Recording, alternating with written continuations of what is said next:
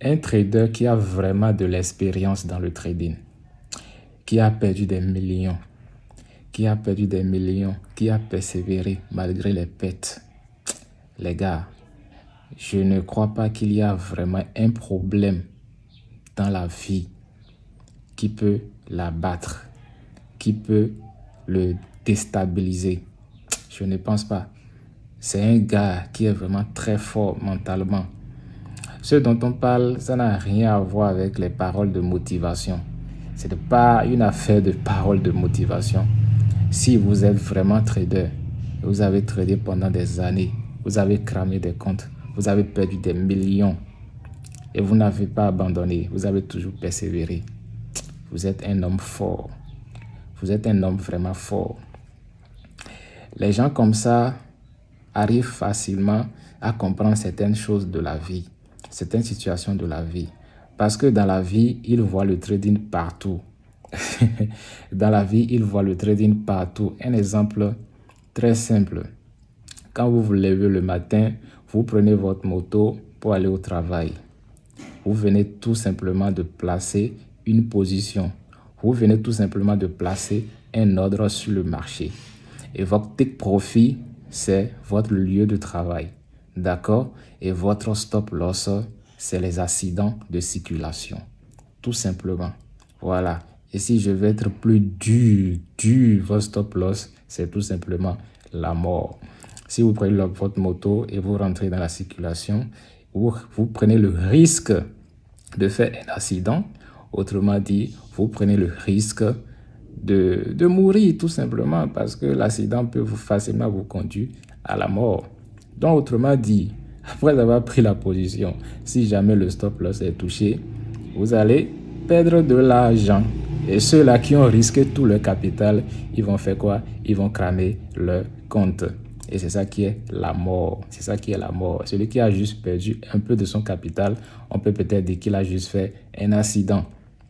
Mais si vous allez très bien et vous atteignez votre destination sans aucun souci, on pourra dire que vous avez atteint votre take profit. Vraiment, il faut être vraiment trader pour comprendre. Il faut avoir vraiment de l'expérience sur les marchés pour comprendre. Vraiment. Ok, juste pour partager un petit truc avec vous. Ceux qui mettent leur stop loss n'importe comment sur les marchés là, j'ai quelque chose à partager avec vous. Vous devez savoir que avant de placer le stop loss, vous devez au préalable questionner votre stratégie de trading.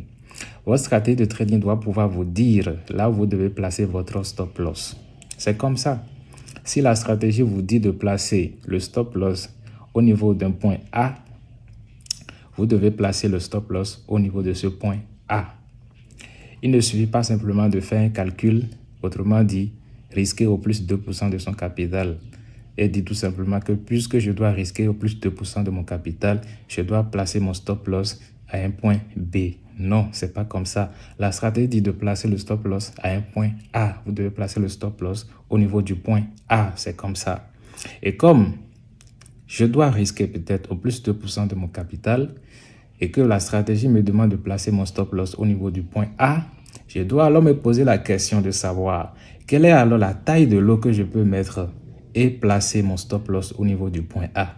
Si la taille de l'eau c'est 0,01, là je ne peux que mettre les 0,01 afin de pouvoir placer mon stop loss au niveau du point A. Si malgré le fait que je mets comme taille de l'eau 0,01 et que en voulant placer le stop loss au niveau du point A, ça dépasse les 2% de mon capital que je suis prêt à risquer, dans ce cas, je dois savoir que ce trade n'est pas pour moi. Je ne dois pas prendre ce trade. Je laisse tout simplement et je vais chercher d'opportunités sur d'autres marchés ou bien je laisse cette journée et ça fait à demain. Donc, c'est comme ça. Mais si je suis prêt à risquer au plus de 2% de mon capital, il y a des gens qui peuvent risquer au plus de 2% de leur capital. Tout dépend de la stratégie. Donc, risquer au plus de 2% de son capital, c'est pas une parole d'évangile. D'accord? Il faut qu'on se dise la vérité. Tout dépend de la stratégie. Le plus important, c'est d'avoir une très bonne gestion des risques et de rester, afin de pouvoir protéger son capital. Vous comprenez? Donc, c'est comme ça. On ne place pas le stop loss n'importe comment. Il faut placer le stop loss en fonction de ce que la stratégie nous dit. Voilà. Donc, si tu veux en savoir plus, tu peux me contacter en privé. Ciao, ciao.